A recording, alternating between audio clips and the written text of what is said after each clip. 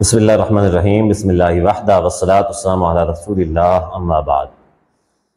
قبر کے اوپر کتبہ لگانا کیسا ہے؟ کیا ایسا کرنا صحیح ہے یا پھر غلط ہے؟ یعنی عام طور پہ آج کل یہ جو ایک رواج بن چکا ہے کہ جب قبر بنائی جاتی ہے تو اس کے اوپر ایک تختی لگائی جاتی ہے، ٹھیک ہے؟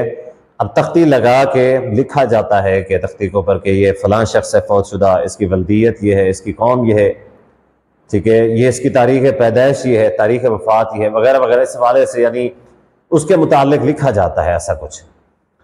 یعنی ایسا جو لوگ کرتے ہیں ان کا مقصد یہ ہوتا ہے کہ نشانی کے طور پہ تاکہ قبر جو ہے وہ بھول نہ جائے۔ تو ایسا کرنا کیا صحیح ہے یا پھر غلط ہے؟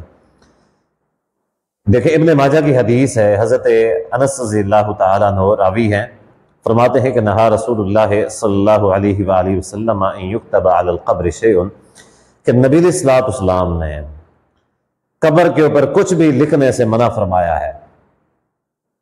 اب اس حدیث سے یہ بات واضح طور پہ سمجھی جا سکتی ہے کہ قبر کے اوپر کچھ بھی لکھنا جو ہے وہ ناجائز ہے، وہ حرام ہے، اس وجہ سے کہ نبی علیہ الصلوۃ والسلام نے واضح طور پہ اور صاف الفاظ میں یعنی منع فرمایا ہے۔ اب وہ لوگ جو نشانی کے طور پہ ایسا کچھ کرتے ہیں تو ان کو چاہیے یہ ہے کہ وہ جو ہے نا نشانی کے طور پہ پتھر رکھ دیا کریں یا ایسی کوئی نشانی رکھا کریں، جیسا کہ حدیث میں آتا ہے کہ حضرت انس فرماتے ہیں کہ نبی علیہ الصلوۃ والسلام نے حضرت عثمان بن مظعون رضی اللہ تعالیٰ جو صحابی رسول تھے، ان کی قبر کے اوپر نشانی کے طور پہ نبی علیہ الصلوۃ والسلام نے ایک پتھر رکھوایا۔